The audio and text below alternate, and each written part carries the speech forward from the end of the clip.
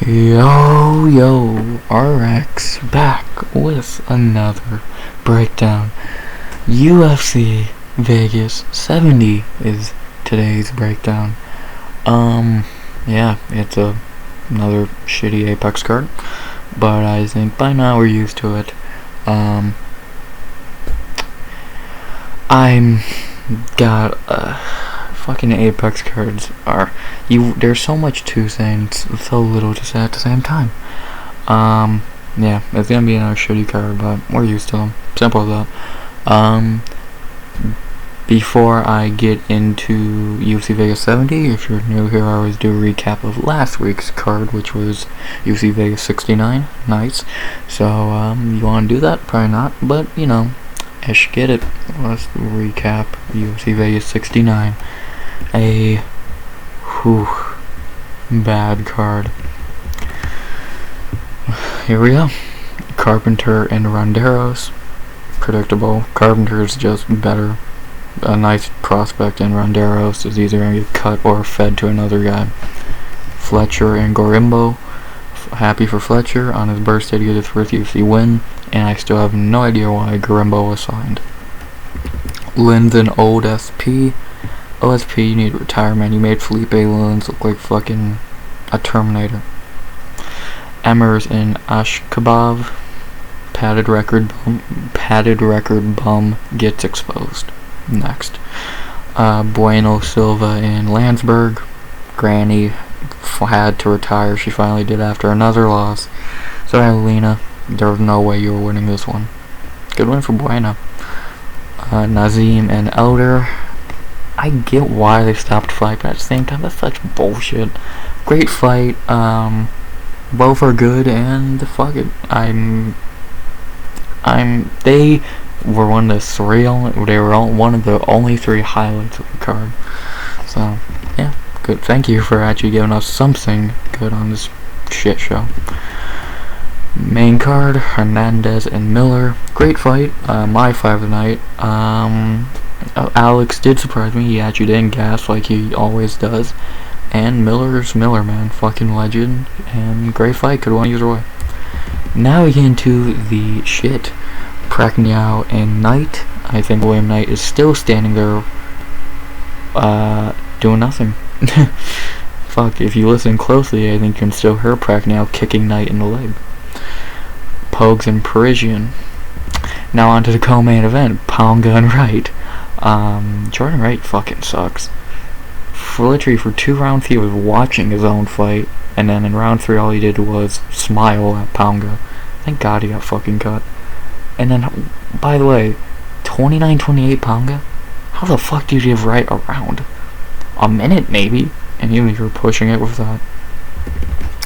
And then the main event, the thing that made anyone watch this shit show, Blanchfield and Andrade. Oh yeah, I still have a cough. The forever cough, as I'm calling it at this point, but enough about me. About Earn and Andrade. Fuck Earn Blanchfield is the problem. I'll say it as simple as this. If by this time next year, either she's holding the belt, or she's about to fight for it. Because she's gonna beat Val. She's gonna beat Santos. She would beat Manon. Who the fuck is stopping her? 23 years old, and she's a fucking tank. For Andrade, it's Andrade. She came on short notice, lost, got respected. What I don't respect is her weird excuse that I'm kind of shocked to get a bad excuse. To get an excuse from Andrade, let alone one as bad as that one. If you know what I'm talking about, you know what I'm talking about. If you don't, you're better off not knowing. So, overall, Earn Blanchfield was a tank, and that's the main takeaway from UFC Vegas 69. Nice. So, now we move on to a card that's better on paper outside of the main event, and that would be UFC Vegas 70. So, before I talk about that card, please like, comment, sub. 100 subs by the end of the year. Goal by the end of the year. I talk way too fast. And as always, let's hear my shitty breakdown of 12 fights, most of them being debuting fighters, which, oh boy, I don't do tape study, so I don't know a fucking thing about them. So, you wanna hear casual talk about some fights? Cool. Me neither. First fight on the card, which is only the first fight because we lost a fight today. Jose Johnson, Garrett Armfield. Oh no, what a loss. Next, at least we start off with a fight that's a little bit good. By little bit, I mean fucking bad. When I pulled up the card right now, I felt like I actually pulled up Bellator. This is UFC. I expect better than this from you. This is Bellator shit. Damn, that's saying a lot. Bellator is straight shit. Okay, I'm gonna stop. I'm gonna stop trying to avoid talking about this low level fight. And that fight I'm talking about is Hailey All Hail Cowen versus Aline Fiona Perez. Christ. Ain't we fucking spoiled as MMA fans? We had to watch this. Fuck. Let's talk about Hailey Cowen. Why is she here? She sucks. I have no idea why Dana signed her. I remember her Contender Series fight. It was boring. Dana, I thought you didn't sign boring fighters. So why did you sign Cowen? And no one can even make that joke that we all are thinking of when it comes to a female fighter being signed. She doesn't even qualify for that reason. If you know what I'm talking about, you should know what I'm talking about. Patreon fan. Rachel Oswich. Yeah, why the fuck is she here? She's 31 years old. This is her 9th MMA fight. Oh, and let's just talk about, she lost to a 1-2 fighter 3 fights ago. Why is she here? Dana, if you needed female fighters that bad, you could've got, oh no, better. Fuck. Hailey Cowen, what the fuck do you want me to say? She wrestles. Kind of. Let's talk about Aline Perez. At least there's a little more to talk about for Aline, even if it's not much. Also 7-2, which is funny. She is known for one thing, which I will not talk about because God is it fucking stupid. And besides that, she is 0-1 in the UFC, coming off a loss to Stephanie Egger in London. Honestly, I don't think she looked that bad in that fight. She has bad fight IQ, and if I remember, she was actually winning on the feet, I believe, but she kept trying to clinch with Edgar, who's bigger, stronger, and better on the ground than her. So it's a little frustrating to watch, but overall, I think I think she could get better. She is only 28, and like I said, only 9 fights in. I know I sound completely fucking hypocritical, saying Hailey sucks for being the same amount of fights. But you know, Aline, well, never mind. I was gonna say Aline ain't losing to 1-2 girls. She lost someone who's 0-1-2. Fuck. Overall, Aline Perez, I think it could get better if she focuses on fighting and not other things. And overall, I think she could be an interesting addition. This is really the fight to show if she actually cares about getting better or popular. So, yeah. Oh, and unlike Hailey, we know why Perez was signed. It's not her talent. Because right now, like I said, she needs to improve. The betting odds for this fight have Hailey Cowen -155 to +135. Why? Low-level woman's bantamweight, so most women's bantamweight. I would have a 115 apiece. It could go either fucking way. Both suck. Who sucks less? Pause. Yeah, Not looking forward to this. You could call this the battle of prospects, but to get that title, they actually gotta be good prospects. Yeah. Okay, I'll stop shitting in this fight. My pick for this one, eeny, meeny, miny, mo, catch Perez by a toe. I'm going to lean Perez. Yeah, I think she's not at a huge height disadvantage this time. She's still 5'8", 5'5", but Shamar Edgar is a little taller than 5'8". I think Edgar is like 5'10", 5'11", so that's a little bit. Perez is looking good there. She could look good in this one. I think she could win this. Damn, Edgar's smaller? Yeah, I'm gonna shut the fuck up. I have no idea what I'm talking about. Yeah, I'm gonna go lean here. Really, I could give a fuck who wins.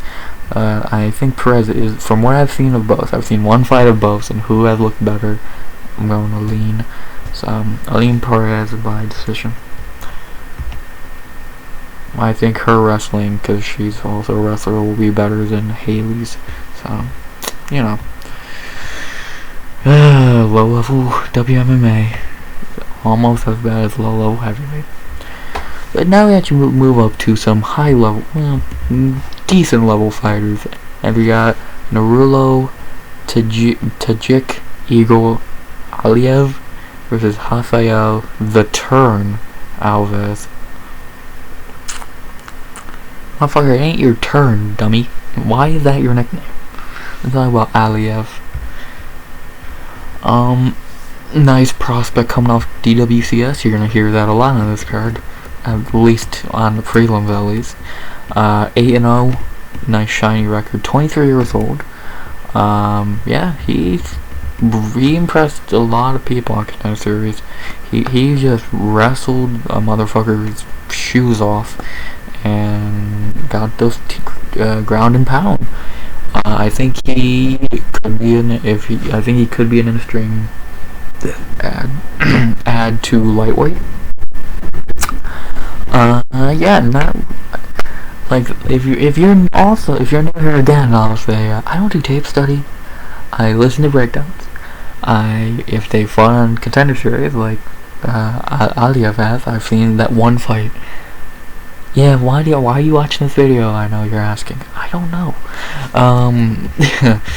Yeah, Aliev's good. Dude can wrestle.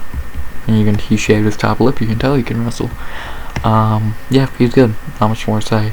Forget I made that joke. I'm trying to get canceled today. Let's talk about the Turn, Rafael Alves. Now it's your turn. Rafael is 1-2 in the UFC. His one win is Mark Diakase. Come on, if you can stop a takedown, you can beat Mark Diakase. His two losses, Demirez Magulov and Drew Dober. Can't get mad at either of those losses. Both are really good. Yeah, Rafael's not terrible. He's shown a little bit. I've not been impressed with him over his 3 fights. Like, Magulov literally just was better. Mark Diakase he ran through, and Drew Dober. So he fucking made it a war, and you lose a war with Drew Dober. Yeah, I don't think much of Rafael. I think he's okay, but I think they're feeding him to the wolves in this one. I think they're trying to build Aliev up here. Yeah, I don't think Rafael is that great. So looking at all the fights they've tried to book for him, fucking Sabatini, it's Magulov, Dober, fucking UFC thinks a lot of him, but so far going 1-2, you're not fucking showing much. So not much more ready to say. Like this fight pretty much goes. Aliev is gonna wrestle. He's gonna wrestle a little more after that, and win. Yeah, the betting odds have Aliev -165 to +140. Yeah, I was gonna say Aliev should probably be a little higher, but debut against Rafael, who is he's not a complete layup, but if you're a decent fighter, you should win. Let's not lie to ourselves now. So yeah, I'm going Aliev here by decision. I think we're gonna see some wrestling, a little more wrestling after that decision. So, Nurullo Aliev gonna keep his O and win a decision. Yo, I'm gonna shut up. After that, a fight that ain't gonna take long to break down. That being Joe Solecki versus Carl, not saying that nickname, Deaton the third. Let's talk about Joe Solecki. Joe's pretty much knows the UFC grind by now. 5 fights, 5-1, 4-1 in the UFC. His 4 wins. Matt Winman, Austin Hubbard, Jim Miller, and Alex Da Silva. His 1 loss is Jared Gordon. Not really impressive wins. Jim Miller's a great win. Outside of that, pretty much cans. And his 1 loss, Jared Gordon. Should you really be losing that fight? Not in my opinion. No, but so you could say Patty Pimper lost him too. So what did that tell you? Yeah, I don't know. It's like he's okay. His game plan is just wrestle the fuck out of you, a lot like Aliev, and sometimes it works, sometimes it doesn't. Somehow it worked against Jim Miller. Don't know how. Yeah, I don't remember that fight. If you couldn't tell me, I'm wrong. Maybe it was a striking match. I don't fucking remember a fight from 2021 that well. Yeah. Yeah, not much to say about Solecki. He's a pretty good wrestler, and I think his striking is probably coming along still, in a way. So, why are they fucking showing wrestling matches on his last 5 fights? Fucking stupid. Yeah, Solecki's good, man. He can, if you're on the ground with him, you're probably on your back. To not talk about his opponent, Carl Deaton. Deaton's just here to lose. He's stepping in on short notice for Benoit Saint Denis, so I'm not gonna say much more there. Betting odds have Joe Solecki minus 550, 500 and above. You can make Solecki. I don't think you're wrong. Okay, he's gonna win. As simple as that. He should win this pretty fucking soundly. And yeah, I'm going Joe Solecki. Lock of the night by decision. So yeah, not much more to say on that one. I don't know what else to really say. Solecki's gonna do his thing. I'm not. I don't want to sound like I'm rushing through these. I'm not. I'm trying to give you the most in-depth breakdown I can for what I know. In this fight, I'll give you more of a breakdown because I actually know both. As we have Ode, the Jamaican sensation, Osbourne, versus, why does this motherfucker keep fighting every month? Charles Energy Johnson. Fuck. Fuck. Let's talk about Ode Osbourne. Ode is 3-3 in the UFC, coming off a bad knockout loss. Overall, his 3 wins are nothing special.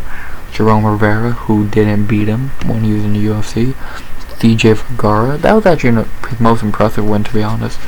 And Zaruk Adeshev, who didn't beat Zaruk Adeshev. His 3 losses: Brian Kelleher, Manel Kopp, not getting mad at, and Tyson Nam. Nam's good. The one problem with Ode is he leaves his chin open a fuck ton. If you watch his last 2 losses to Kopp and Nam, especially the Nam fight, what the fuck was he doing in that Nam fight? You do a flying knee while he's nowhere near you. He backs up. You land with your hands completely down, and he just bitch slaps you to the ground. Yeah, Ode, you can tell he is not a complete veteran. He is 31, but you can tell he makes some mad rookie mistakes. Like if you told me a fucking debuting fighter who's like 7-0 did that, did the knee and got knocked out like that, I'd be like, okay, they're still fucking stupid, but I could see it more. But what the fuck are you doing against Tyson Nam, no less, a dude who hits like a fucking tank? Like, I don't know, like, O'Day is such a frustrating fighter at times. Like that, like, and we know he's good because he, like I said, he wins when he should. Jerome Rivera, Zaruk Adeshev. If you ain't win those fights, you're a fucking joke. He won those, and quickly, like you should. Cop and Nam fights shown he's not ever gonna cross that border between decent flyweight and ranked top dude. So, I don't know. O'Day, I think it has talent and potential and all that, but he always, like, let's say he was on a 2-fight winning streak, and then he puts his chin to Nam's fist. Like, he always trips over his own shoelaces in a way, and it's, for someone who's picked him fucking a couple times, it's fucking annoying, man. Fucking annoying. He falls in that category with a lot of fighters where he's just untrustworthy as shit. So, I like O'Day, but fuck's he untrustworthy. You talk about his opponent, a dude who, why does he keep fighting every month? Charles Energy Johnson. Fuck. Second time this year I've broken down a fight of his. This is like the 7th card of the fucking year. Stop fighting. Charles in the UFC is 1-2. His one win is Jimmy Flick, literally a little over a month ago. His 2 losses, Muhammad Mukayev and Zalgas Dumagulov. He lost that fight. Fuck you.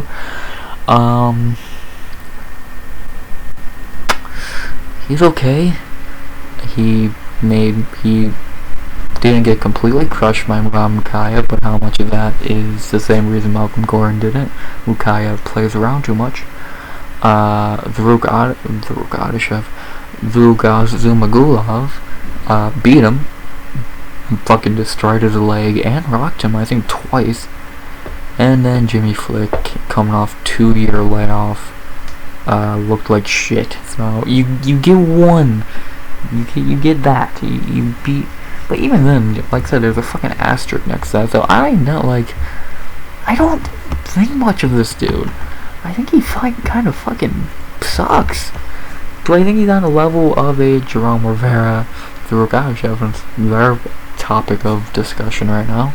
No, but I think he's not like a Jake Hadley, fucking CJ Vergara, Carlos, fucking Candelario or whatever.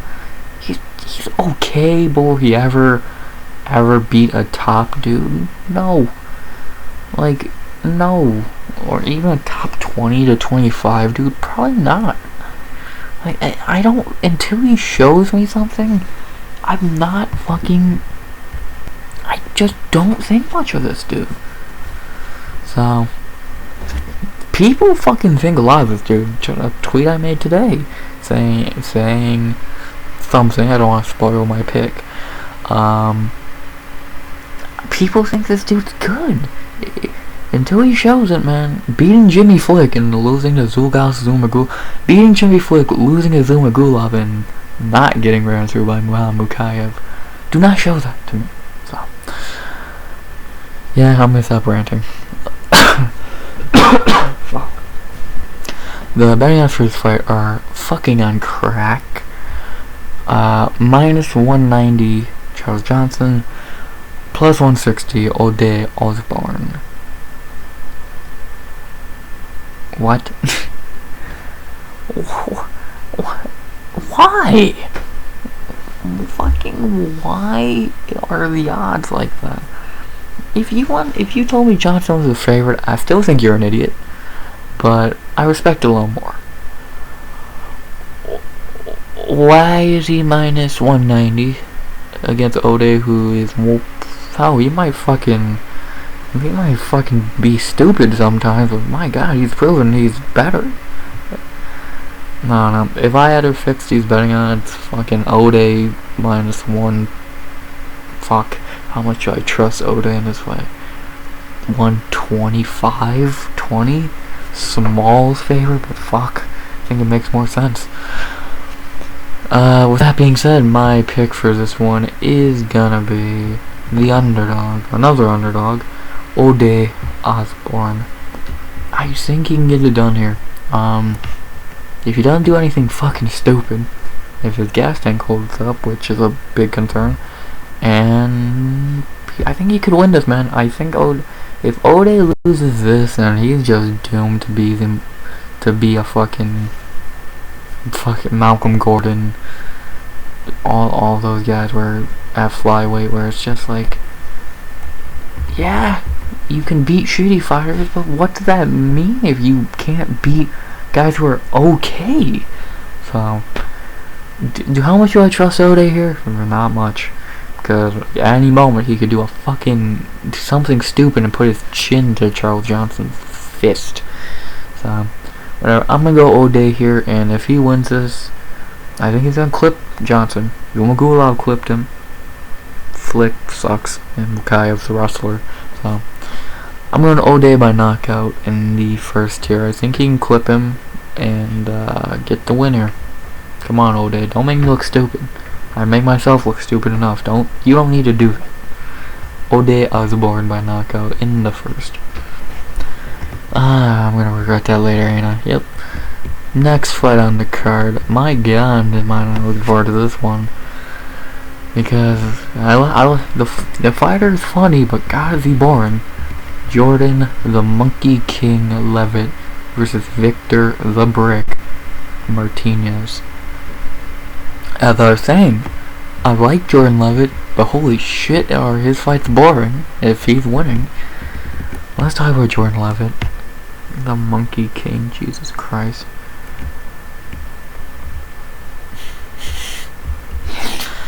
3-2 in the UFC. Leavitt is his 3 wins. Matt Winman in that insane slam KO.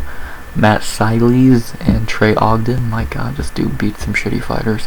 His 2 losses, Claudio Perez and Patty Pimblett. Yeah, Leavitt's game plan is the most simple shit you've ever seen. I can't strike for shit.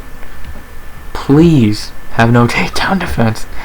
No, I'm not trying to dislike Leavitt. He seems like a super cool dude, and I like Leavitt, like I said, but my god, dude, if you ain't fucking, if he ain't wrestling you, he ain't winning.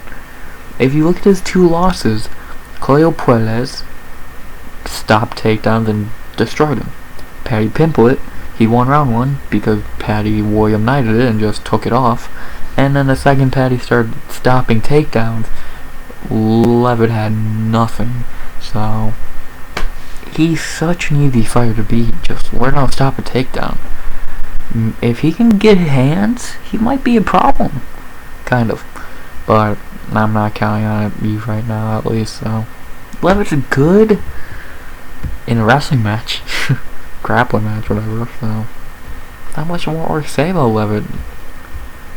He's one-dimensional, which is, I think, a very bad thing to be in MMA.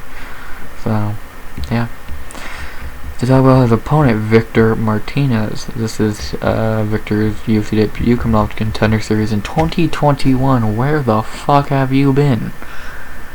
So you got a contract in 2021 and what, fucking relaxed in 2022? Yeah, I'm not even gonna fucking lie to you. I don't remember his fucking Contender Series fight at this point. I remember seeing him a little bit, but I could not tell you a fucking thing about what happened in his fight. So I'm not gonna try to. Overall, this is UFC debut. Second time they booked this fight. So, fuck. I'm really gonna post this to Twitter and let people laugh at me. Shit. The betting odds for this fight have Jordan Leavitt minus 125 to plus 105. Yeah, I'd probably agree with that. Like, I did shit on Leavitt a little bit, but even I think he'll he'll do what he has. He'll do his normal Leavitt shit. Wrestle, decision, win. So yeah, I'm going Jordan Leavitt to get the decision here. Do I think it's gonna be an entertaining fight? Far from. But do I think Leavitt's gonna do what he has to do to win? Yes. So I'm going Jordan Leavitt by decision. And already after featured prelim, only 6 on English fucker.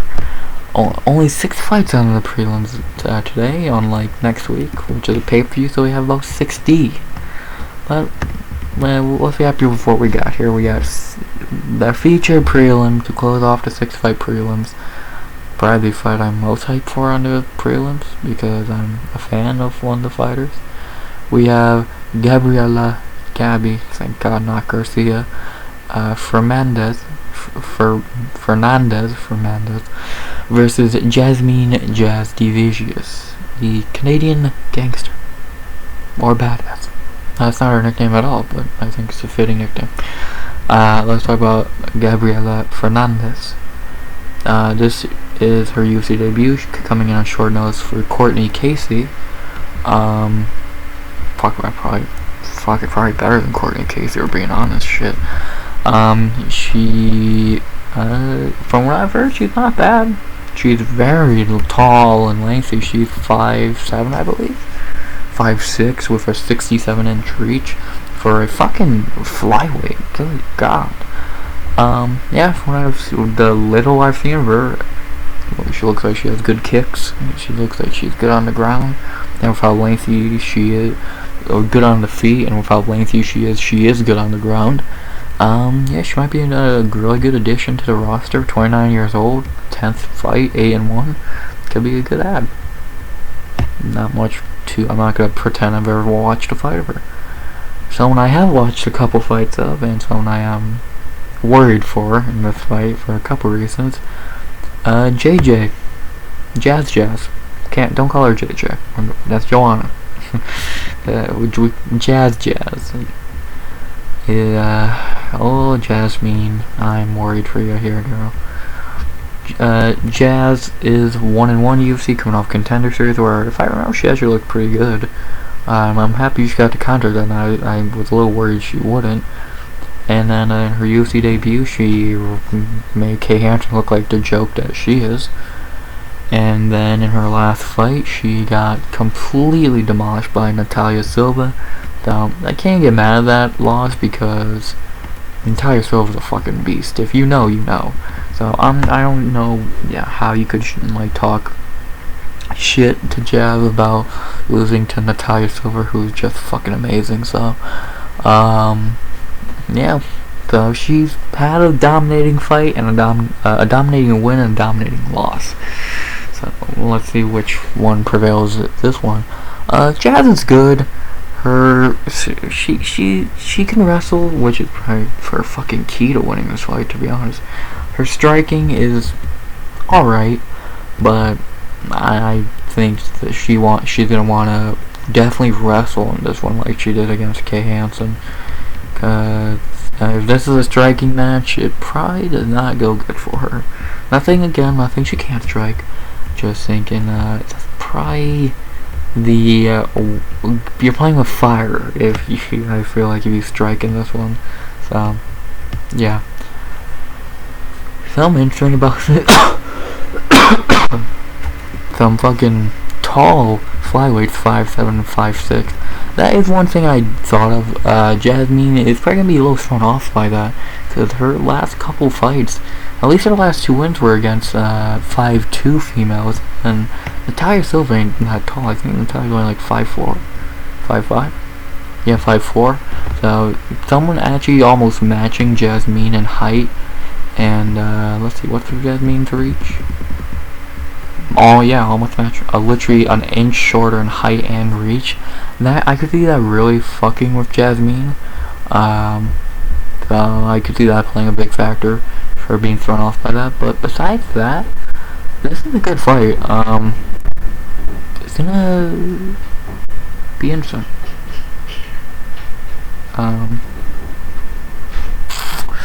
Yeah, this is a tough fight to predict because my heart is saying Jasmine, my brain is clearly saying Fernandes. The betting odds have Fernandes a slight favorite at 125. Sadly, I would agree. Fuck it. I'm biased. I like Jasmine, and I could really give a fuck about this fight. And if you're new here, you'll realize real quick, I don't give a fuck. If I'm biased, I'm picking who I like more. If you couldn't tell, this is a very unprofessional breakdown. I really don't know why you're still watching. Oh Christ. Yeah, bias trumps all, and I'm biased, so I'm going Jasmine and Jasudavicius. When I get this wrong, I'm not gonna be mad. No. I'd rather fall in a sword fight with a fighter I like than pick against them and get it right. So, yeah.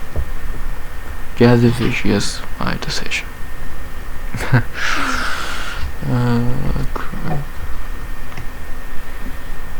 Christ. Let's move on to the main card after a very bad prelims. Literally, I could say maybe 2 fights are good, and fuck, that's pushing it. Main card's a little better. Not to fuck, this fight should be on the prelims. We open up the main card with Erick the Ghost Pepper Gonzalez versus Trevor Peak. Let's talk about Erick Gonzalez. Erick falls into a category I made last week of I'm only here because the UFC signed me on short notice and they haven't cut me yet. In the UFC, Erick is 0-2. His debut, he got knocked out by Jim Miller, and then in his last fight, he got submitted by Terrence McKinney.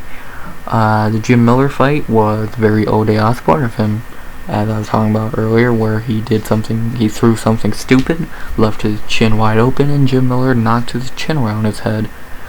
Against McKinney's just better. Nothing like anything Gonzalez did. McKinney's just fucking better. So yeah, Erick Gonzalez sucks. Not very much more to say, and he's gonna be cut after this fight. Hint to who I'm picking. I know you're gonna be shocked.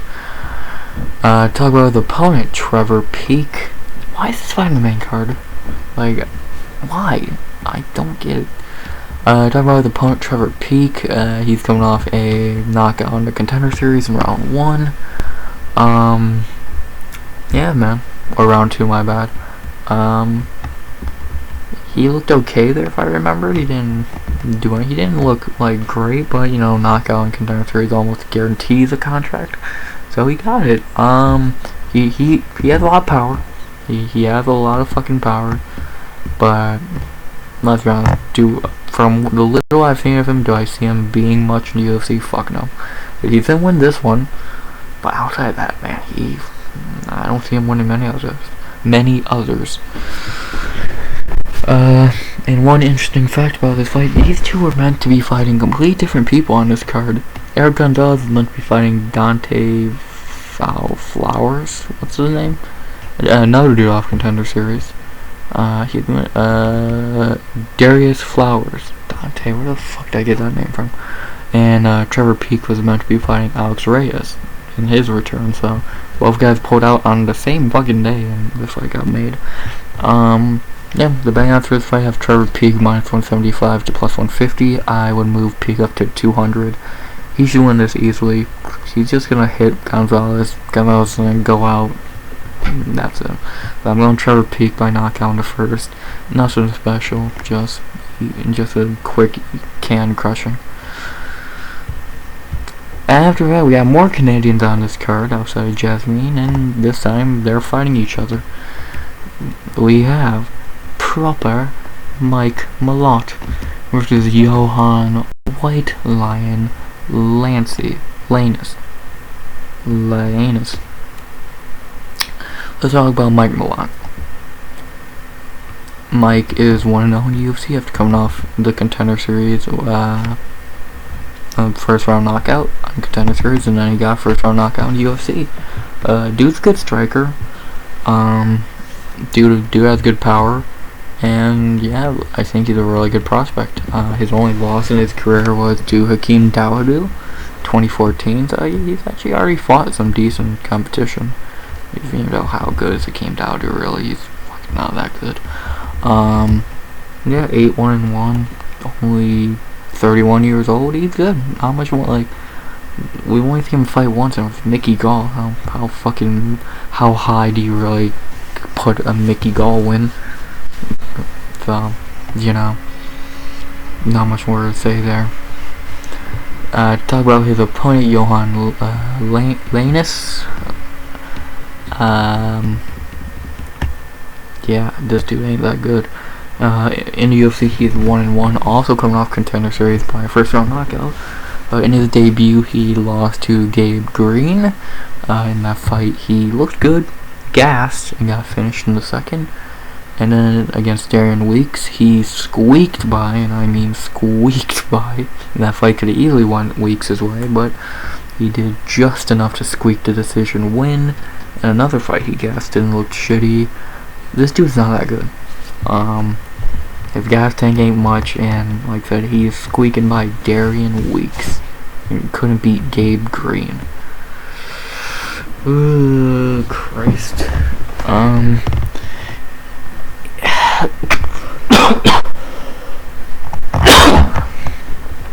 God, I want to stop coughing. Yeah, overall, if you got a gas tank, he might be good, but I don't think you build one overnight, and I don't think he has. His last fight shows he hasn't. The betting odds for this fight have Mike Malott minus 222 plus 180. I would agree. You can put Malott in the 200 category.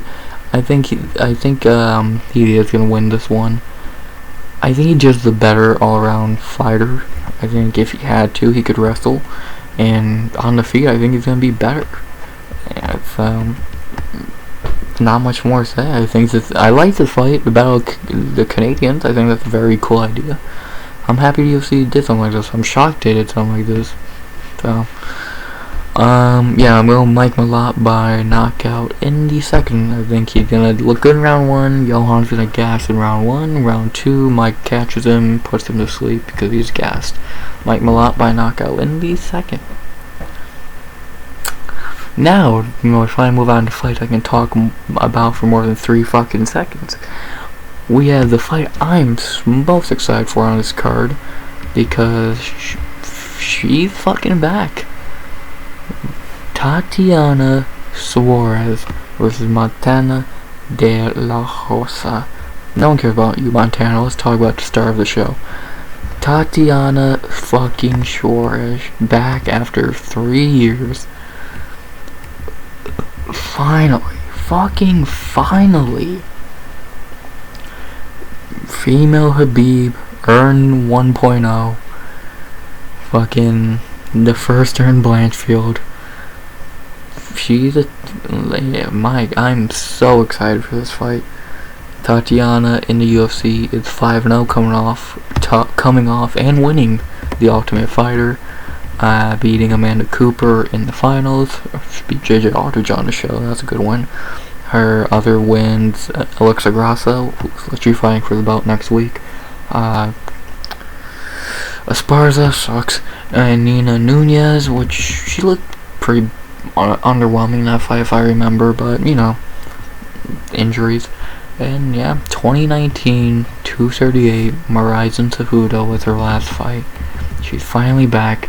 Gonna be stepping in the cage for the first time. Yeah, and the weird thing, she's been off for that long and only had 1 fight booked last year against Roxanne Modafferi, which, shocker, she got injured. And yeah, I'm so excited for this fight, and I'm even more excited because if Tatiana is still Tatiana, well, the UFC has a problem on their hands. If she's gotten better, fuck, give her a belt now. She's a problem. Oh yeah, Montana de la Rosa. Not gonna talk much about her because she's literally cannon fodder. She's 5-3-1 UFC. Her wins. Oh Christ. Jasudavicius, Ariana Lipsky. Her losses: Andrea Lee, Vianney Araujo, and Macy Barber. Can't get mad at the Araujo or Lee loss. Losing to Macy Barber should be an instant cut, but getting 30-27 by Macy Barber should be an instant cut. And then she had a draw with Moya Bueno Silva. So, you know. Yeah, I'm not gonna say much. You're literally here just to fucking lose. So, yeah, I'm gonna just treat you like you're here to lose. Sorry, Montana. Not your fault. But let's be honest, no one wants to see you win, and you're probably not gonna. So, the betting odds for this fight have Tatiana Suarez minus 750 to plus 540. I think that's banking on Tatiana being the same. I think people are really acting like cage rust is not a thing, when literally a month ago we saw Duho Choi look rusty as shit, and we've seen fighters look rusty as shit. I think it's fucking insane to act like cage rust is not a thing. Like, I think it is fucking insane. I would still have Tatiana favorite. I'm still gonna fucking pick Tatiana. But I think 750, like, she is still the same fighter, but thinking that is fucking insane. I'd move her down to a minus 300, 250, around 750 is fucking up. If you told me she's the same fighter as she was years ago, if not better, minus 1,000, lock of the night, all that. But I think people are really banking on Tatiana being the same. Would I be shocked if Montana won? Yes and no. Like, it would depend. Like, it's such a weird fight, but I'm so hyped for it. So, I'm of course going Tatiana. I'm not a fucking idiot. But I do think there's a big possibility. What if? Definitely, I'm not trying to speak anything into existence. I would love to see nothing more than Tatiana come back and win the bout. Comeback story of the fucking decade. But who knows, a female was a beat. And well, now you can't even call her that anymore because she actually came back.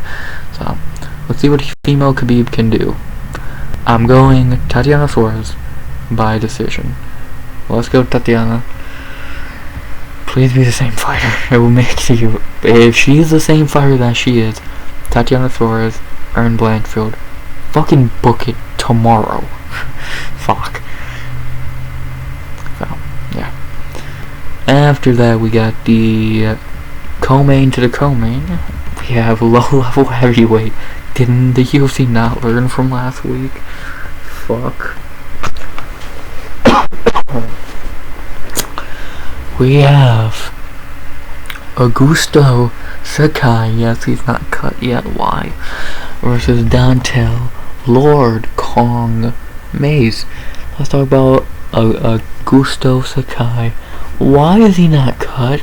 He's on a 5-fight losing streak, my guy.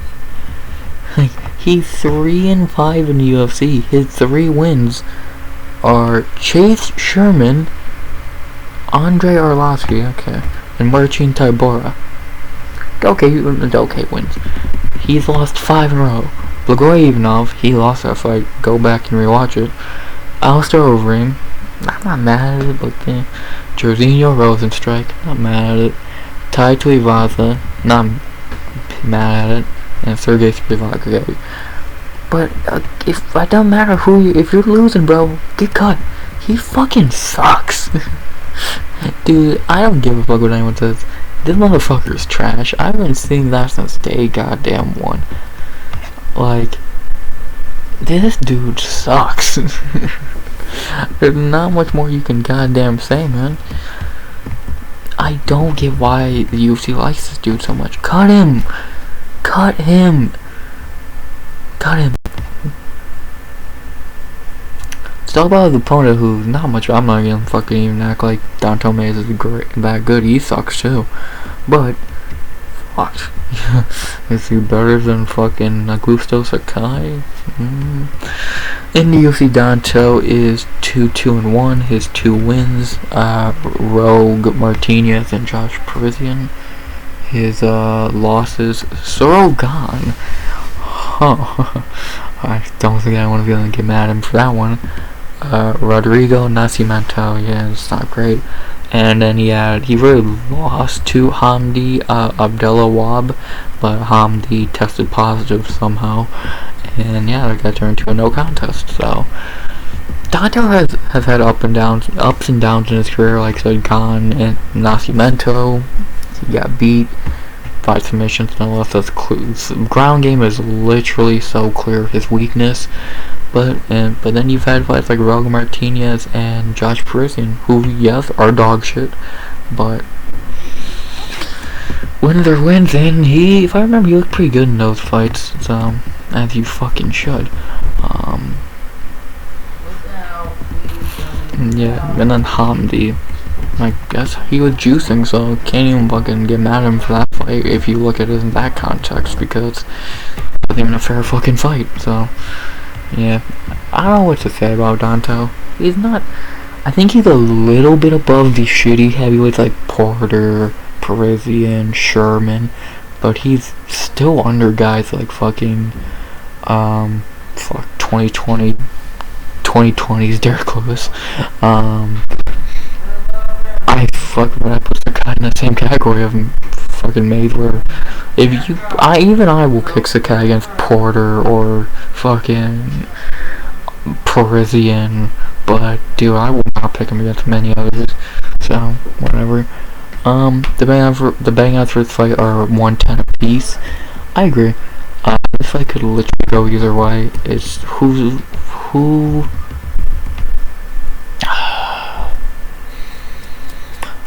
I don't want to describe this. How shitty is the guy, bro? Cause Mays is gonna be Mays. He's gonna fight. He's gonna go in there and be Mays. But fuck, if the guy goes in there and like this is our last year Tibura, then yeah, Mays is fucked. But if he goes in there like he has been going in there lately, he's gonna get fucked. 4 KOs in a row. I don't think Danto Mays KOs. I'm not gonna fucking lie to you, but I do think Danto Mays is gonna win this fight. I'm going Danto Mays by decision. I'm not confident, but I cannot pick Augusto Sakai, man. He's fucking trash. So, yeah. After that, a banger co-main event of the evening. A grappler's fucking dream. Andre Sergipano Muniz versus Brendan All in Allen. Banger. Fucking banger. Let's talk about Andre Muniz. Andre is 5-0 in the UFC. It's 5 wins. Most notable one, Jacare Souza broke Jacare's arm. My god. Besides that, he's not done much. His last 3 wins are good veterans, Souza, Andrews, and Uriah Hall. Even though his last fight against Hall was super underwhelming because, dude, just like Uriah Hall, he didn't show up to fight that day. That was literally one of the worst fights of the last year. He was literally just laid on top of him for 15 minutes. So, like, Muniz is a problem. If you're on the ground with him, watch your arm, watch your neck, watch everything, because he's good. But for the first time in his UFC career, you can say the same thing for his opponent. Brendan Allen can wrestle. Holy shit, I've picked 9 of his fights. This dude fights so fucking much. Brandon in UFC is 8-2. His only 2 losses are Sean Strickland and Chris Curtis. Wow, he must hate that fucking gym. His wins, really nothing. Like, his biggest win is Kevin Holland. Besides that, you got Breeze, Dawkins, Puna, Malkoon, Alvi, Jocko. Like, you're not gonna write home about those wins, but they're still wins. Dude's good. He's borderline top 15. Whatchamacallit, fucking middleweight. If he got striking, like good striking, I think he easily could be a top 15 dude. But that's still kind of a weak point of his, as you can tell by his 2 losses are by knockout. Yeah, he's good, man. He's good.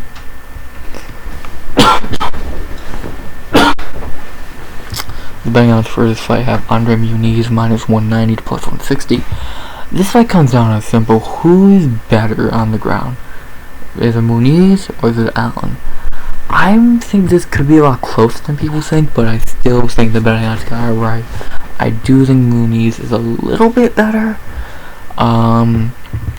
And yeah, this is gonna be a grappling delight. I'm so hyped for this one on when it hits the ground. I feel like it's gonna be pretty shitty on the feet, but yeah, I'm hyped for when this hits the ground, and I don't think with how these two fight, I'll be shocked if this kind of goes 15 minutes, because these two are gonna be looking for arms and legs and gonna come down. I'll word this fight even better. Who makes a mistake first? Who gives an arm up, a neck up, a leg up? Who gives something up first? So I'm hyped for this fight, and I am gonna go Andre Muniz to get a submission in this one in the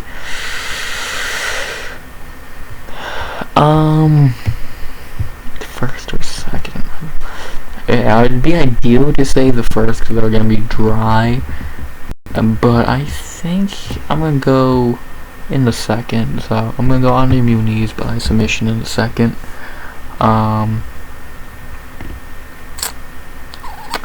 Yeah, I'm gonna go Muniz by.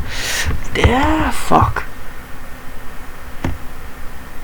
No, I'm gonna go with Muniz by submission in the first.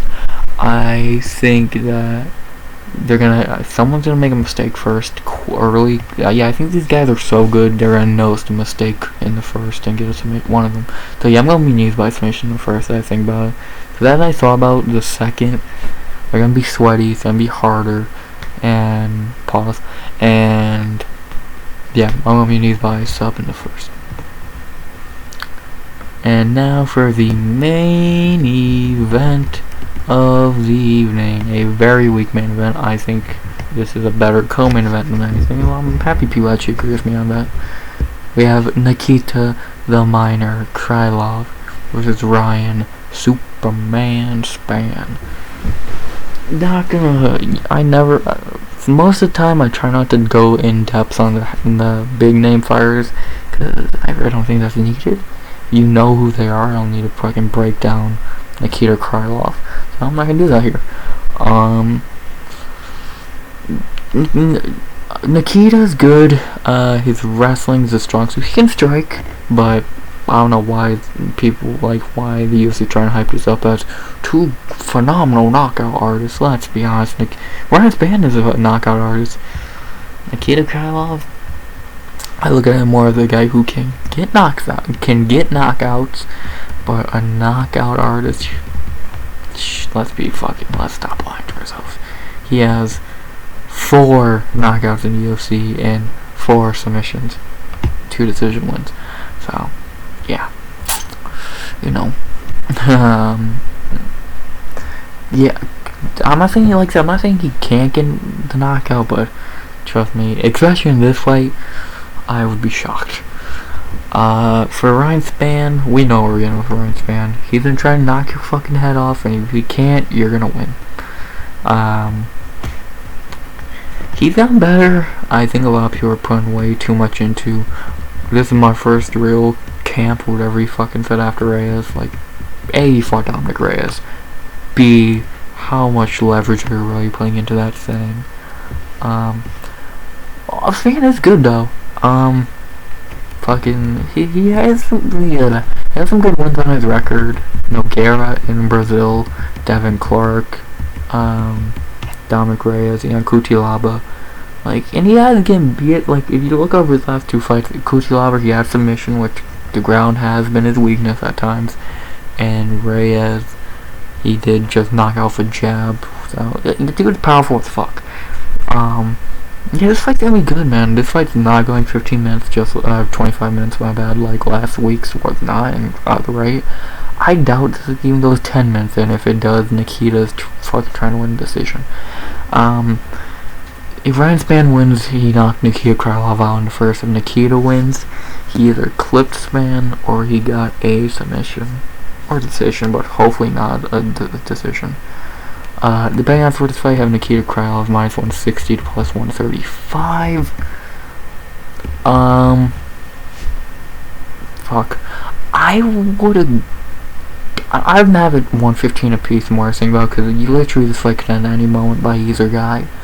Yeah, this is a great fight. Like I said, no one's debating if this is a great fight, because it is, but it should not be a main event. So, who am I going with? Who am I going with in this fight? I am going Nikita Krylov. I think he's gonna. What I think is gonna happen is he's gonna weather the storm of Spann early. He might get.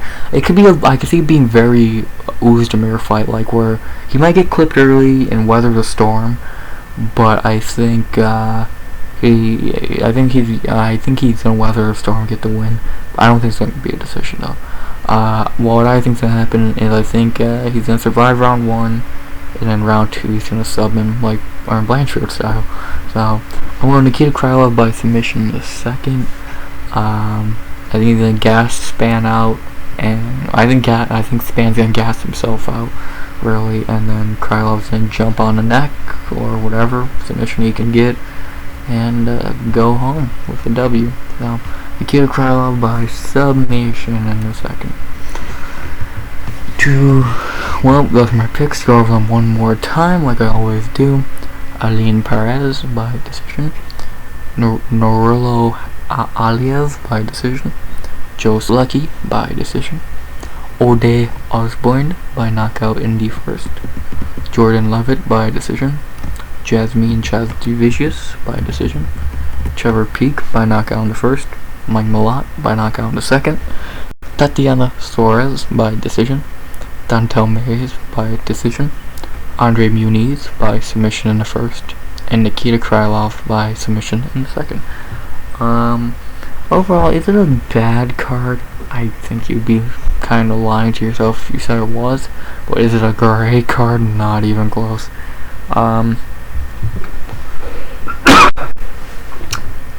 It's a fucking Apex card. Like, you know you're getting with an Apex card.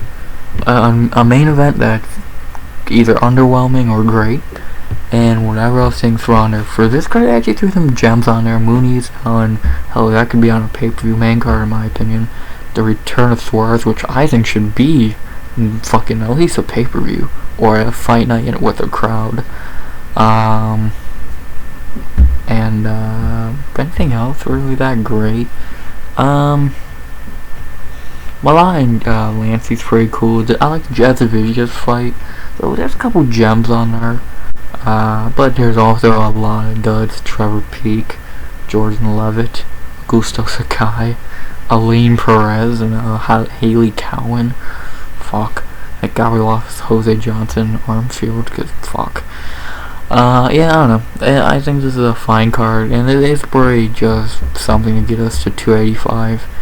Because this week's, there's no fight that's even that big like last week's. Like last week we had how good is earned. This week's main is, well, let's see who's the better mid-light heavyweight. So yeah, I don't fucking know. Yeah, overall it's a card. So that being said, I hope you enjoyed the video. I can't believe I'm already gonna post this to Twitter. I'm scared shitless about that. And yeah, if anyone from there made it this far, be nice, please. I know this sucks. If you know my tweets, you know what you're getting with a breakdown. You could have probably guessed what you're getting with a breakdown from me. So yeah. Overall, hope you enjoyed the video. Tell me your picks down below. Like, comment, sub. 100 subs go by the end of the year. You'll see me next week for a breakdown of UFC 285. Coke Bones and Gon, Midchenko and Grasso, Bo Nickel, Shavkat Rakhmonov. People should be talking about that more. A pretty good card. Yeah. That was next week, same bat time, Friday, 1 p.m. EST, and as always. Oh, and to say one last thing, Tommy sure is gonna beat Jake Paul, and as always, RX.